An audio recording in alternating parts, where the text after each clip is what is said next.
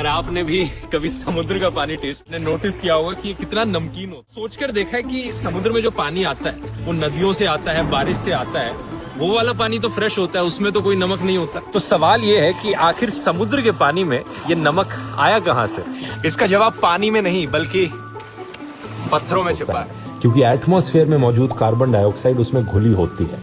और ये एसिडिक पानी जब चट्टानों पर बहता है तो उनमें से सोडियम क्लोराइड और दूसरे मिनरल्स घोलकर अपने साथ ले जाता है, और यही मिनरल्स नदियों के जरिए समुद्र तक पहुंचते हैं। लेकिन अब आप सोचोगे कि नदियों का पानी तो नमकीन नहीं लगता। बात बिल्कुल सही है, नदियों में सॉल्ट की मात्रा इतनी कम होती है कि कोई टेस्ट नहीं आता। लेकिन ओशन यहाँ पर एक बड़ा सा जायंट कलेक्शन बेसिन है। पिछले करोड़ों अरबों सालों से नदियां मिनरल्स लाती रही, समुद्र में पानी इवेपोरेट होता रहा, लेकिन सॉल्ट वहीं रह गया। बार बार मिलियंस बिलियंस ऑफ ईयर्स के लिए प्रोसेस चलता रहा, और इसी की वजह से आज समुद्र में इतना नमक है कि अगर आप इस नमक को निकालकर जमीन पर फैला दो तो पूरे धरती के सरफेस पर 500 फीट मोटी नमक की परत बन जाएगी। अब सबसे इंटरेस्टिंग सवाल यहाँ पर यह बनता है कि अगर ये चीज सच है तो अब समुद्र का पानी और नमकीन क्यों नहीं बन रहा? इसका जवाब है क्योंकि एक बैलेंस बना हुआ है। जितना सॉल्ट आता है उतना ही समुद्र की तलहटी में मिनरल्स के रूप में जम जाता है। सी क्रीचर्स अपने शेल्स में यूज कर लेते हैं, यानी